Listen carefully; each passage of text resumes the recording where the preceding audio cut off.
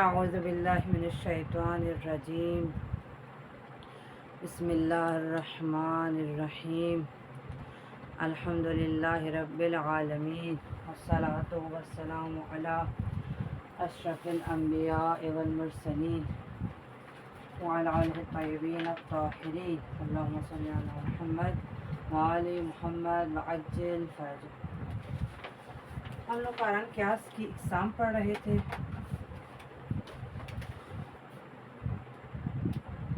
استدلال مباشر، ٹھیک ہے۔ استدلال مباشر میں ہم پڑھ رہے تھے قیاس، اور قیاس میں ہم نے پڑھا قیاس سے استثنائی ہم پڑھ چکے، صحیح، قیاس سے استثنائی پڑھ چکے، اور قیاس سے اقترانی، ٹھیک۔ قیاس کرنے کا دو قسمیں ہیں، ایک قیاس استثنائی اور قیاس اقترانی، اور پھر قیاس اقترانی کی بھی دو قسمیں ہیں، اقترانی حملی اور اقترانی شرطی، ٹھیک۔ آج ہم نے قرآن قیاس سے اقترانی کی جو قواعد ہیں، جو قواعد عامہ ہیں قیاس اقترانی میں، وہ پڑھنے ہیں کہ جو ہم قیاس بناتے ہیں، نتیجہ نکالتے ہیں، اس میں قیاس سے اقترانی کی کچھ حدود، کچھ شرائط، کچھ قواعد عامہ ہیں کہ جن کا خیال رکھنا ضروری ہے، صحیح۔ تو آج ہم پڑھیں گے قیاس سے اقترانی کی، قیاس سے اقترانی کے قواعد عامہ۔ قواعد عامہ کیا مطلب؟ یعنی چاہے وہ اقترانی حملی ہے، چاہے اقترانی شرطی ہے، ٹھیک ہے، اس کے جو قواعد عامہ ہے۔ پھر آگے اس کی جو بھی اقسام ہے، یعنی جتنا بھی آگے آئے گی اس کی مزید تفصیلات، لیکن ہر قیاس اقترانی میں ان قاعدوں کا ہونا ضروری ہے۔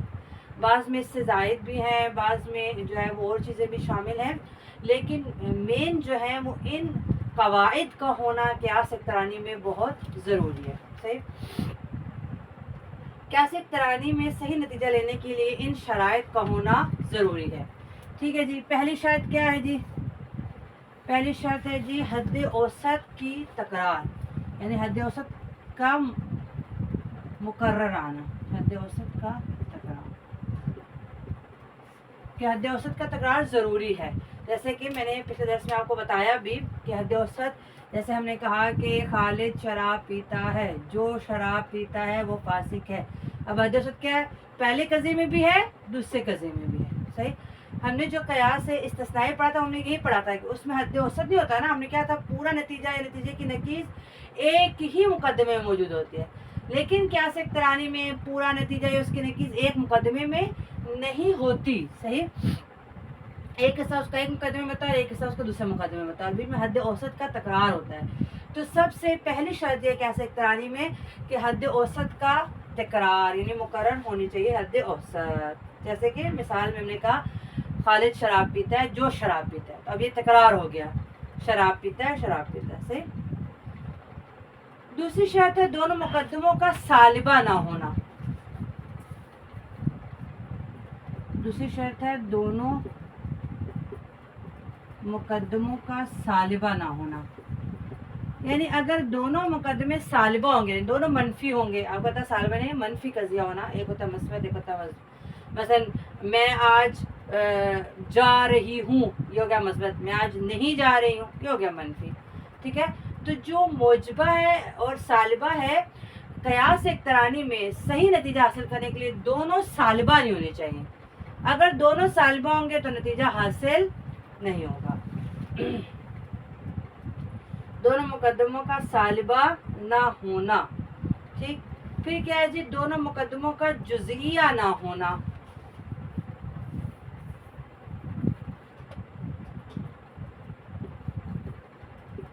دونوں مقدموں کا جزئیہ نہ ہونا، ٹھیک ہے نا۔ اگر ایک جزئی ہے تو ایک کلی ہونا چاہیے، ہاں انشاءاللہ کہ واضح ہوگا۔ دونوں مقدموں کا جیسے ہم مثال میں ہم نے کہا، مثلا جیسے ہم نے کہا کہ محمد عالم ہے، ٹھیک ہے نا، جو بھی عالم ہے، مثلا یا ہر عالم قابل احترام ہے، محمد عالم ہے، ہر عالم قابل احترام ہے، ٹھیک ہے، دونوں موجبہ ہیں، دونوں موجبہ ہو سکتے ہیں، لیکن دو سالبہ اس طرف سے کہ محمد عالم نہیں ہے، ہر عالم قابل احترام نہیں ہے، صحیح، اگر ہم دونوں سالبہ کریں گے تو نتیجہ صحیح نہیں نکلے گا، یا دونوں جزئیہ ہوں، ٹھیک ہے، مثلا کہیں کہ بعض مثلا معدن چاندی ہے، بعض معدن چاندی نہیں ہے، یعنی جزیہ لے کر آئے، بعض معدن چاندی ہے مثلا، اور بعض چاندی معدن ہے، دونوں کو جزیہ لے کر آئیں تو پھر وہ صحیح نہیں نکلے گا نتیجہ، نہ دونوں مقدمے سالبہ ہونے چاہیے کہ دونوں میں کہیں نہیں ہے، نہ دونوں مقدمے جزیہ ہونے چاہیے کہ ہم کہیں بعض، دونوں میں بعض آئے، اگر دونوں جزیہ ہوں گے تو پھر جو ہے وہ نتیجہ غلط ہوگا، جیسے کہ میں نے مثال دی، بعض چاندی، پھر ہم نتیجہ نکالیں گے کہ مثلا بعض چاندی معدن نہیں ہے جبکہ ہر چاندی معدن ہوتی ہے، یا جب بھی دو قضیے جزیہ ہوں گے، دونوں قضیوں کو جزیہ لائیں گے تو نتیجہ صحیح نہیں نکلے گا، یعنی اگر ایک میں ہم بعض کہہ رہے ہیں تو ایک میں ہم کل کہیں گے، اچھا دونوں کلیہ آ سکتے ہیں، خان جی آپ توجہ کر رہی ہیں، دونوں کلیہ آ سکتے ہیں لیکن دونوں جزیہ نہیں آ سکتے، دونوں موجبہ آ سکتے ہیں لیکن دونوں سالبہ نہیں آ سکتے، ورنہ قیاس کا نتیجہ صحیح نہیں نکلے گا، ایک اگر سالبہ آ گیا ہے تو پھر دوسرا حتماً موجبہ آنا چاہیے، ایک اگر جزیہ آ گیا ہے تو دوسرا حتماً کلیہ آنا چاہیے، لیکن اگر دونوں کلیہ آ جائے کوئی مسئلہ نہیں ہے، دونوں موجبہ آ جائے کوئی مسئلہ نہیں ہے، صحیح، تو دونوں مقدموں کا سالبہ نہ ہونا شرط ہے اور دونوں مقدموں کا جزیہ نہ ہونا شرط ہے، صحیح، چوتھی شرط یہ ہے کہ صغریٰ سالبہ کے ساتھ کبریٰ کا جزیہ نہ ہونا،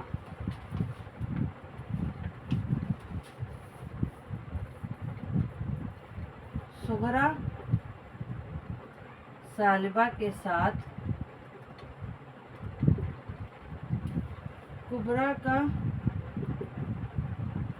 جزیہ نہ ہونا، کیا مطلب؟ اب کہتا ہے صغریٰ، ہم نے کہا پہلا کیسے تانے میں جو پہلا مقدمہ تھا وہ صغریٰ کہلاتا ہے، دوسرا کبریٰ، اگر صغریٰ آ گیا ہے سالبہ، ٹھیک ہے نا، صغریٰ کیا آ گیا ایک سالبہ قضیہ ہے، تو جو ہم کبریٰ لائیں گے، ٹھیک ہے نا، پھر وہ ہم کلیہ لے کر آئیں گے، جزیہ نہیں لے کر آئیں گے، ٹھیک ہے نا، اگر صغریٰ مقدمہ سالبہ آ گیا ہے اس میں ہم نے کہا نہیں ہے تو کبریٰ کو ہم نے جزیہ نہیں لے کر آنا، ہم نے کبریٰ کو کلیہ لے کر آنا ہے، ٹھیک ہے، یہ شرط خاص ہے اس وقت کہ جب پہلا مقدمہ صغریٰ سالبہ ہو، اگر صغریٰ سالبہ ہے تو بس کبریٰ ہم کلیہ نہیں لے کر آئیں گے، ٹھیک، پھر کبریٰ کو معذرت جزیہ نہیں لے کر آئیں گے، پھر کبریٰ کو ہم کلیہ لے کر آئیں گے اگر صغریٰ سالبہ ہے، اگر یہ سالبہ نہ ہو تو پھر ہمیں اختیار تھا، ہم چاہے کبریٰ جزیہ لاتے یا کلیہ لے کر آتے، لیکن کیونکہ صغریٰ سالبہ آ گیا ہے تو اب کبریٰ کو کلیہ نہیں لے کر آنا، جزیہ نہیں لے کر آنا، کلیہ لے کر آنا ہے،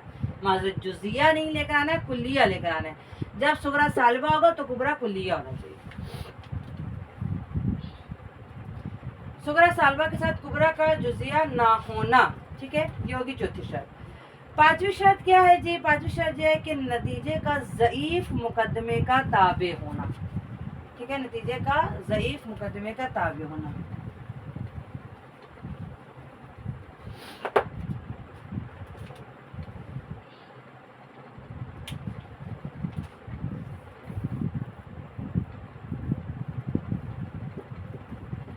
نتیجے کا ضعیف مقدمے کے تابع ہونا، ٹھیک ہے، یعنی کہ جب ہم نتیجہ نکالیں گے ضعیف مقدمہ، خالی تھوڑی سی توجہ کریں، ضعیف کیا مطلب، یعنی اگر ایک موجبہ ہے اور ایک سالبہ ہے تو پھر ہم نتیجے کو سالبہ کی طرف لے کے جائیں گے، کیونکہ سالبہ موجبہ سے ضعیف ہوتا ہے، ایک چیز کا ہونا اور ایک چیز کا نہ ہونا ضعیف ہوتا ہے، ٹھیک، یعنی اگر ایک مقدمہ موجبہ ہے اور ایک مقدمہ سالبہ ہے، ٹھیک ہے، تو جب ہم نتیجہ نکالیں گے تو ہم سالبہ لے کر آئیں گے، اگر دونوں موجبہ ہوں پھر تو مسئلہ نہیں ہے، موجبہ ہی لے کر آئیں گے، لیکن اگر ایک موجبہ ہے اور ایک سالبہ ہے تو نتیجہ سالبہ کہیں گے، ضعیف، اچھا، اگر ایک مقدمہ کلیہ ہے اور ایک جزئیہ ہے، کیونکہ ہم نے کہا نا کہ دونوں مقدمے جزیہ تو نہیں ہو سکتے، ہم نے کہا دیا دونوں مقدمے جزیہ نہیں ہو سکتے، اگر ایک کلیہ ہے اور ایک جزئیہ ہے، ٹھیک ہے نا، یعنی اگر یہ میں بات کر رہی ہوں خارن صغرا اور کبرا کی،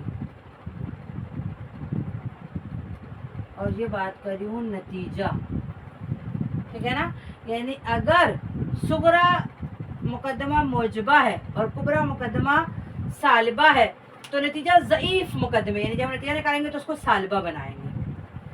اگر صغرا کلیہ ہے اور کبرا جزئیہ ہے تو پھر نتیجہ بھی ہم جزئیہ لے کر آئیں گے، کہیں گے مقدمے میں ضعیف کے تابع ہونا، ٹھیک ہے۔ اگر دونوں کلیہ ہوتے پھر مسئلہ نہیں تھا، ہم نتیجہ بھی کلیہ لے آتے، لیکن جب ایک کلیہ ہے اور ایک جزئیہ ہے تو نتیجے کا ضعیف مقدمے کے تابع ہونا، صحیح۔ ایک موجبہ ہے اور ایک سالبہ ہے تو پھر سالبہ ہوگا، ایک کلیہ اور ایک جزیہ ہے تو جزیہ ہوگا۔ خاص یہ ترتیب اوپر نیچے ہو سکتی ہے، یعنی سالبہ اوپر اور موجبہ نیچے ہو، مسئلہ نہیں ہے کلیہ جزیہ میں، لیکن اہم نقطہ یہ ہے کہ نتیجے کا ضعیف مقدمے کے تابع ہونا، صحیح، ضعیف مقدمے کے تابع ہونا، کہ اگر ایک موجبہ ہے اور ایک سالبہ ہے تو نتیجہ ہم نے کیا کرنا ہے سالبہ، ایک موجبہ یعنی صغرا اگر موجبہ ہے اور کبرا سالبہ ہے، یا صغرا سالبہ تھا اور کبرا موجبہ ہے تو نتیجہ سالبہ ہوگا، ٹھیک۔ اگر صغرا کلیہ ہے اور کبرا جزیہ ہے، یا صغرا جزیہ ہے کبرا کلیہ ہے تو نتیجہ ہم جزیہ لائیں گے، تو کہیں گے نتیجہ کیا ہے وہ ضعیف مقدمے کے تابع ہے، صحیح ہو گیا۔ نتیجے کا ضعیف مقدمے کے تابع ہونا، یعنی اگر دو مقدموں میں سے ایک سالبہ ہوگا تو نتیجہ سالبہ ہوگا، کیونکہ سالبہ موجبہ کی نسبت ضعیف مقدمہ ہے، اور اگر دو مقدموں میں سے ایک جزیہ ہوگا، جیسے یہ ایک جزیہ ہوگا تو نتیجہ جزیہ ہوگا، کیونکہ جزیہ کلیہ کی نسبت ضعیف ہے، سالبہ موجبہ کی نسبت ضعیف ہے اور جزیہ کلیہ کی نسبت ضعیف ہے، صحیح۔ تو استدلال کا طریقہ کیا ہے جی، ایک قضیے کہ جس کی ایک طرف جزئی ہے کو قیاس میں صغرا قرار دیا جائے۔ اب دیکھیے تمام شرطیں آپ نے دیکھتے ہوئے، اب اگر ہم یہاں پر ایک بناتے ہیں جیسے ہم نے کل بنایا، اور کیا کہا ہم نے مثلاً خالد یشرب الخمر، کل من یشرب الخمر فاسق، ٹھیک ہے نا۔ اب ہم دیکھیں خالد یہ دو قضیہ، اب دیکھیں اس میں حد اوسط تکرار ہو گئی ہے، یشرب الخمر یشرب الخمر، یہ حد اوسط تکرار ہو رہی ہے، پہلا اس میں موجود ہے، دونوں مقدموں کا سالبہ نہ ہونا، دیکھیں یہ بھی موجبہ ہے یہ بھی موجبہ ہے، اگر ایک موجبہ ہوتا ہے اور ایک سالبہ ہوتا ہے لیکن دونوں سالبہ نہیں ہے، دونوں مقدموں کا جزئیہ نہ ہونا، ٹھیک ہے نا، دیکھیں یہ دونوں ہی کلیہ، اس میں جزئیہ نہیں ہے، یعنی اگر خالد کو ہم کہیں کہ جزئی ہے تو یہاں پر ایک کلیہ ہے، صحیح۔ صغرا سالبہ کے ساتھ کبرا کا جزئیہ نہ ہونا، ٹھیک ہے نا، اگر صغرا ہمارا سالبہ ہوتا تو کبرا ہمارا جزیہ نہیں ہونا چاہیے، جبکہ ایسا بھی نہیں ہے، ہمارا صغرا سالبہ نہیں ہے، ٹھیک ہے۔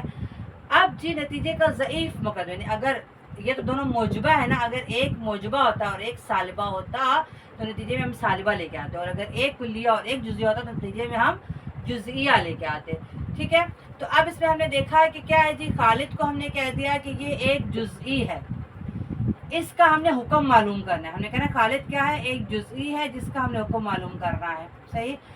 اور یہ دوسرے قضیے میں کیا ہے، یہ قاعدہ کلیہ ہے جس کا سچ ثابت ہے کہ کل من یشرب الخمر فاسق، ایک مقدمے میں جزئی آتی ہے جس کا ہم نے حکم معلوم کرنا ہوتا ہے، دوسرے مقدمے میں وہ قاعدہ کلیہ آتا ہے کہ جو سچا ثابت ہے جس کے ذریعے ہم نے اس جزئی کا حکم معلوم کرنا ہے، ٹھیک ہے۔ تو اب یہ دیکھیں بالکل ایسے ہی ہے، ایک قضیے کے جس کی ایک طرف جزئی ہے وہ قیاس میں صغرا قرار دیا جائے گا، یہ جزئی ہے اس کو ہم کیا قرار دیتے ہیں صغرا، صحیح۔ پھر ایک قاعدہ کلیہ کہ جس کا صدق ثابت ہو کو جزئی پر تطبیق کیا جائے گا، یہ ہے قاعدہ کلیہ، اس کا صدق ثابت ہے، کل من یشرب الخمر فاسق، جو بھی شرابت ہے وہ فاسق ہے، یہ بات ثابت ہے، ٹھیک۔ تو یہ قاعدہ کلیہ اس کی تطبیق کرنی اس جزئی پر تاکہ ہم خالد کے حکم کو معلوم کر سکیں، صحیح، ٹھیک۔ اب اس کا ہم تطبیق کر کے اور ہم اس کا حکم معلوم کریں گے، نتیجہ معلوم کریں گے کہ یہ حد اوسط کو کاٹیں گے تو آ جائے گا خالد فاسق، ٹھیک ہو گیا۔ تو اس میں ہم نے خالد حد اصغر یہاں سے لی اور فاسق حد اکبر یہاں سے لی، ٹھیک ہے نا. صغرا میں حد اصغر ہوتا ہے اور کبرا میں حد اکبر ہوتا ہے. اس سے مل کر نتیجہ بن جاتا ہے.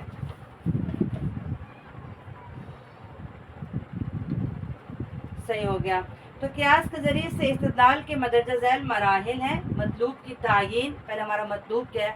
ہم خالد کا حکم معلوم کرنا چاہتے ہیں کہ خالد جو شراب پیتا ہے یہ کیا ہے، اس کا کیا حکم ہے. ٹھیک ہے. تو مطلوب کی تعیین. صغرا کی تشکیل جس کی ایک طرف جزئی اور جس کا حکم معلوم کرنا ہے. صغرا کو ہم نے بنایا ہے کہ جس کا ایک طرف جزئی ہے، جس کا حکم ہم نے معلوم کرنا ہے. خالد کا حکم ہم نے معلوم کرنا ہے. کبرا کی تشکیل جس کا صدق ثابت شدہ ہو تاکہ اس کی جزئی پر تطبیق کی جائے. یہ ہم نے کبرا بنایا ہے قضیہ کہ جس کا صدق ثابت ہے. یہ قاعدہ کلیہ ہے کہ جس کا صدق ثابت ہے اور اس قاعدہ کلیہ کو ہم نے جزئی پر لے کر آنا ہے. ٹھیک. حد اصغر اور حد اکبر کو ملا کر نتیجہ تشکیل دینا، یعنی ہم نے حد اصغر کو کاٹا اور حد اصغر اور حد اکبر کو ملا کر ہم نے نتیجہ تشکیل دیا. خالد فاسق. صحیح. قیاس میں نتیجہ کمیت اور کیفیت کے اعتبار سے ضعیف مقدمے کا تابع ہوگا. جیسے کہ ہم نے کہا ضعیف مقدمے کا تابع ہوگا. جیسا کہ گزر چکا، اگر دو مقدموں میں سے ایک سالبہ ہوگا تو نتیجہ سالبہ ہوگا، اور اگر دو مقدموں میں سے ایک جزیہ ہوگا تو نتیجہ جزیہ ہوگا. تو یہ تھی قیاس اقترانی کے قواعد عامہ، اس کی عام شرائط. ٹھیک. اب آگے ہے خانان اشکال اربعہ. اقتران حملی کی حد اوسط کے محل کے اعتبار سے 4 اقسام ہیں.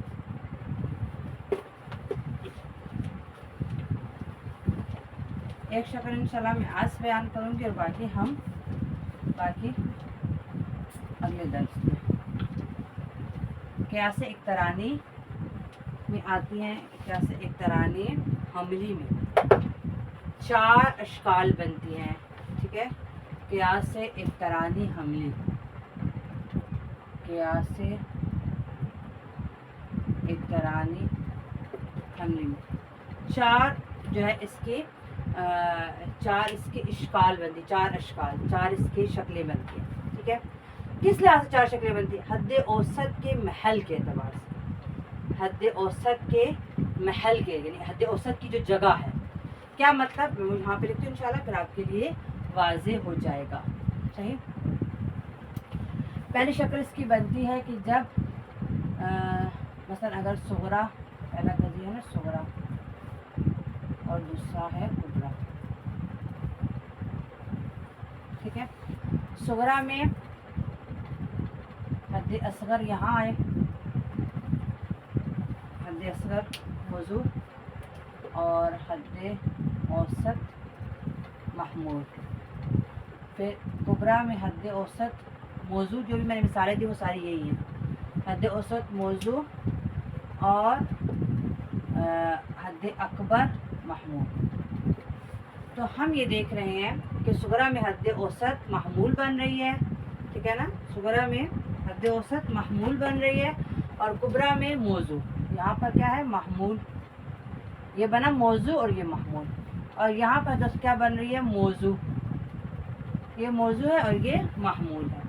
پہلی شکل یہ ہوگی. ٹھیک ہے نا. پہلی شکل یہ ہوگی. دوسری شکل کیا ہے جی؟ دوسری شکل یہ ہے کہ جب صغرا میں حد اوسط یہاں پر آئے. ٹھیک ہے نا. یعنی حد اوسط کی جگہ تبدیل ہو جائے، حد اوسط کا محل تبدیل ہو جائے. یہ ہوگی پہلی صورت خراب. یہ ہوگی اس کی پہلی شکل.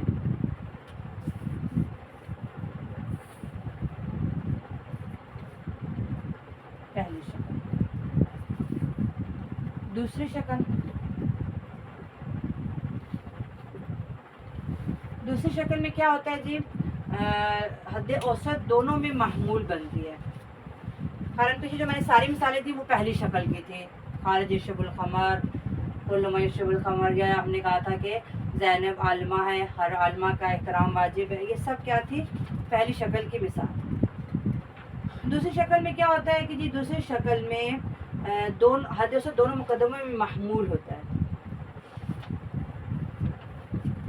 دوسری شکل میں ہم کیا بنائیں گے جی؟ صغرا اور کبرا.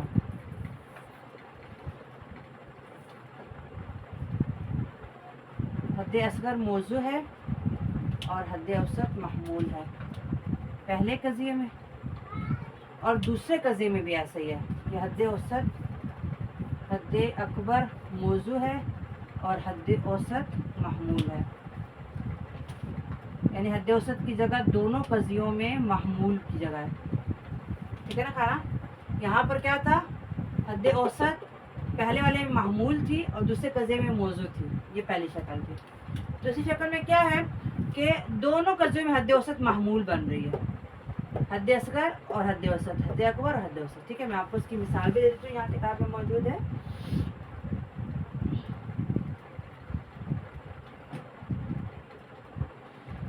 بعض المعدن ذهب،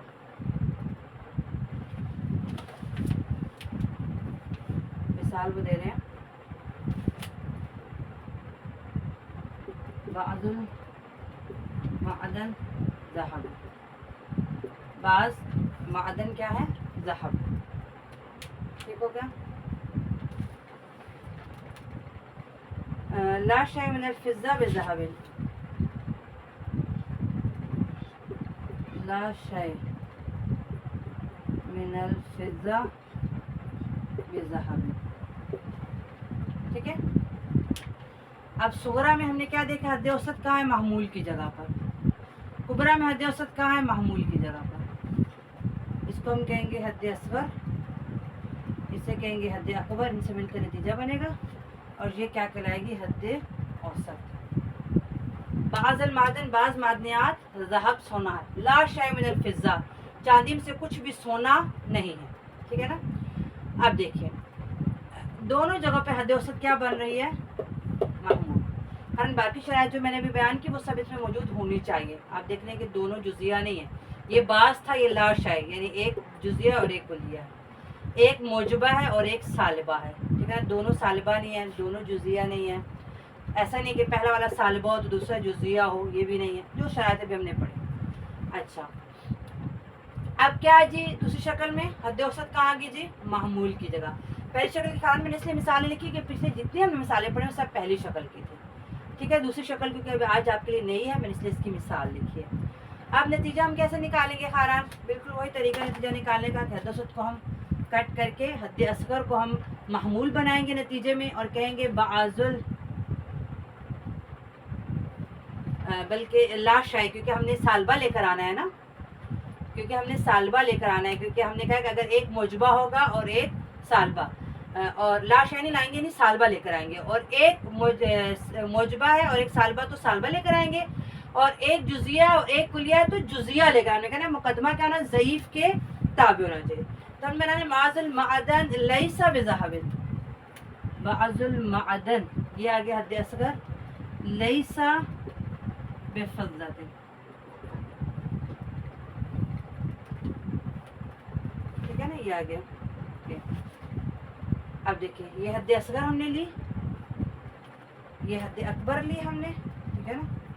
یہ حد اصغر، یہ حد اکبر، اور نتیجہ آپ دیکھیں کہ ہم نے جزئیہ بنایا ہے، کیونکہ ایک کلیہ تھا اور ایک جزیہ تھا، نتیجہ میں جزیہ۔ بعض المعدن، بعض معدنیات چاندی نہیں ہے، سونا چاندی نہیں ہوتا، لوہا چاندی نہیں ہوتا، پیتل تانبا، ٹھیک؟ تو نتیجے میں ہم نے ایک کلی تھا ایک جزئی تھا تو جزئیہ لے کر آئے ہیں، اور ایک موجبہ تھا اور ایک سالبہ تھا تو ہم سالبہ لے کر آئے، لیسا بعض المعدن لیسا بفضة، بعض معدنیات چاندی نہیں ہے، بعض معدنیات چاندی نہیں ہے۔ تو وہ تمام قواعد عامہ اپنے ذہن میں آپ نے وہ تو رکھنے ہی رکھنے ہیں، صحیح؟ تو بہرحال یہ ہوگی دوسری شکل کہ جس میں حد اوسط کی جگہ کیا ہے؟ محمول کی۔ تیسری شکل پہ آ جاتے ہیں خانہ۔ تیسری شکل میں حد اوسط کی جگہ ہے موضوع، دونوں قضیوں میں موضوع ہے۔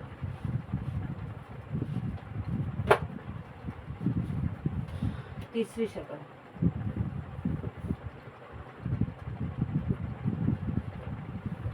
میں کیا ہے خاران؟ حد اوسط دونوں میں موضوع بنے، دونوں میں موضوع بنے، صغرا کبرا،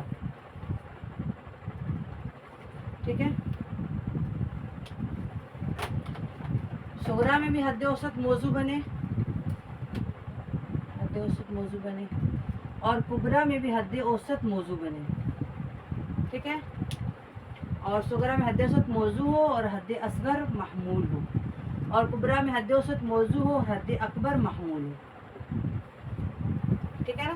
تو حد اوسط کے محل کے لحاظ سے، حد اوسط کی جگہ کے لحاظ سے 4 شکلیں چوتھی میں لکھوں گی وہ اس کے الٹ ہوگی. پہلی شکل میں حد اوسط معمول ہے صغرا میں اور کبرا میں موضوع ہے. دوسری شکل میں صغرا کبرا دونوں میں حد اوسط معمول ہے. تیسری شکل میں صغرا کبرا دونوں میں حد اوسط موضوع ہے. صحیح ہو گیا. اس کی مثال آپ کو ایک دے دیتی ہوں تاکہ تھوڑا آپ کے لیے واضح ہو جائے، پھر ہم چوتھی شکل کو بیان کریں گے.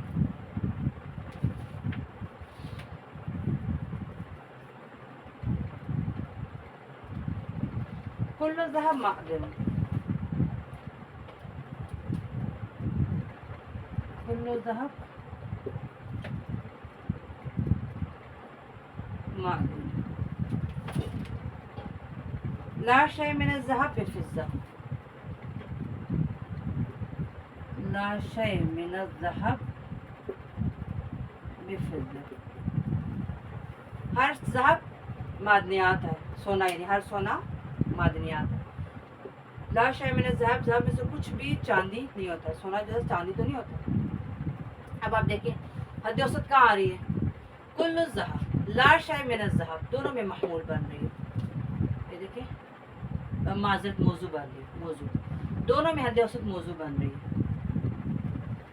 دونوں میں حد اوسط کیا بن رہی ہے؟ موضوع بن رہی ہے. صغرا میں بھی موضوع ہے، ٹھیک ہے نا. یہ دیکھیں صغرا میں بھی موضوع ہے، کبرا میں بھی موضوع ہے. اور حد اصغر اور حد اکبر محمول کی جگہ پر آئے ہیں. یہ ہو گیا حد اصغر اور یہ ہو گیا حد اکبر.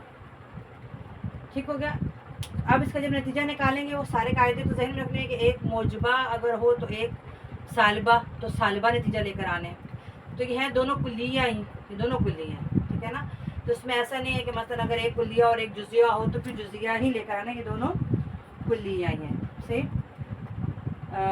اب ہم کیا کریں گے؟ اس کا نتیجہ نکالیں گے. بعض المعدن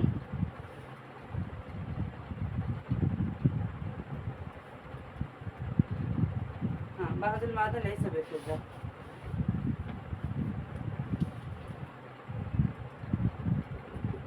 بعض المعدن ليس بفضة. ٹھیک ہو گیا. معدن کو ہم ادھر حد اصغر کو محمول اور حد اکبر کو ہم نے معذرت حد اصغر کو موضوع اور حد اکبر کو محمول نتیجے میں بنا کے نتیجہ بعض المعدن ليس بفضة، بعض معدنیات چاندی نہیں ہے. اس میں حد اوسط کہاں آ رہی ہے؟ موضوع کی جگہ. اچھا پچھلی مثال بھی یہ تھی، اس میں ہم نے حد اوسط کو محمول بنایا تھا، یعنی ادھر لے کر آئے تھے. اب حد اوسط شروع میں آ رہی ہے موضوع کی جگہ. مثال یہی تھی، جواب یہی تھا. ٹھیک ہے. لیکن حد اوسط کی جگہ کی وجہ سے وہ دوسری شکل تھی، یہ تیسری شکل ہے. دوسری شکل میں حد اوسط محمول بنتی ہے، صغرا میں محمول، کبرا میں بھی. تیسری شکل میں حد اوسط صغرا میں موضوع بنتی ہے اور کبرا میں موضوع بنتی ہے. چوتھی شکل پہلی شکل کے برعکس ہوگی.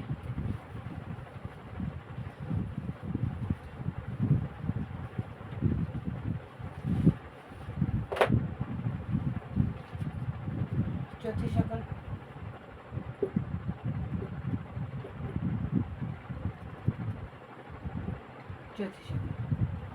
چوتھی شکل میں خارن ہم کیا بنائیں گے؟ صغرا کبرا. اچھا پہلی شکل میں کیا تھا؟ حد اوسط معمول تھا صغرا میں اور موضوع تھا کبرا میں. اب الٹ اب یہ صغرا میں موضوع بنے گا حد اوسط، ٹھیک ہے نا، اور کبرا میں محمول بنے گا. ٹھیک ہے. حد اوسط موضوع بنے گا اور حد اصغر محمول. حد اکبر موضوع بنے گا اور حد اوسط محمول. ٹھیک ہے نا. تو یہ دیکھ رہے ہیں آپ، یہ حد اوسط کی جگہ. صحیح. پہلی شکل کی یہ الٹ ہے. پہلی شکل میں صغرا میں محمول اور کبرا میں موضوع تھا. یہاں پر صغرا میں موضوع اور کبرا میں محمول ہے. صغرا میں موضوع ہے اور کبرا میں محمول.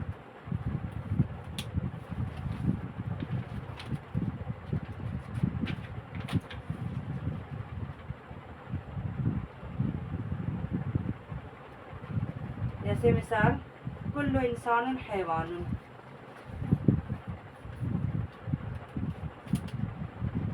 कुल्लु इंसान हैवान, कुल्लु नातिकुन इंसान, कुल्लु नातिकुन इंसान, ठीक है ना।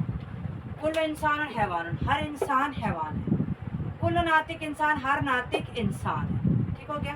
अब देखिए हद औसत कहाँ आ रही है, पहले कज़िये में मौजू और दूसरे कज़िये में महमूल, ये है हद औसत, ठीक है ना। पहले कज़िये में मौजू और दूसरे कज़िये में महमूल। नतीजा क्या निकलेगा, बाज़ल हवा, बाज़ल हैवान नातिक। अब हैवान यहाँ पर हद असगर आ गया और यहाँ पे हद अकबर, बाज़ल हैवान नातिक, बाज़ हैवान नातिक है, हाँ बाज़ हैवान नातिक है, जो इंसान होते हैं नातिक होते। ठीक है, तो ये चौथी शक्ल हो गई। तो हद औसत के महल के एतबार से, हद औसत की जगह के एतबार से ये चार शक्लें बनती हैं, कहते हैं इश्काल अरबा, चार शक्लें। ठीक, पहली शक्ल में हद औसत सुगरा में महमूल और कुबरा में मौजूद होती है। दूसरी शक्ल में हद औसत सुगरा और कुबरा दोनों में महमूल होती है। तीसरी शक्ल में हद औसत सुगरा कुबरा दोनों में मौजूद होती है। चौथी शक्ल में हद औसत सुगरा में मौजू और कुबरा में महमूल होती है। अब इन चार शक्लों की अपनी अपनी शराइत है। एक तो कवायद आमा तो जो हैं ही हैं, जो हमने पढ़ ली कवायद आमा वो है, उसके अलावा इनकी अपनी भी कुछ शराइत है कि जिनके बाद नतीजा बिल्कुल सही निकलता है। कि इंशाल्लाह हम अगले दर्स में इन अशकाल को बयान करेंगे और इनकी जो ख़ास शराइत हैं वो हम मिसालों के साथ बयान करेंगे। वल्हम्दुलिल्लाह रब्बिल आलमीन।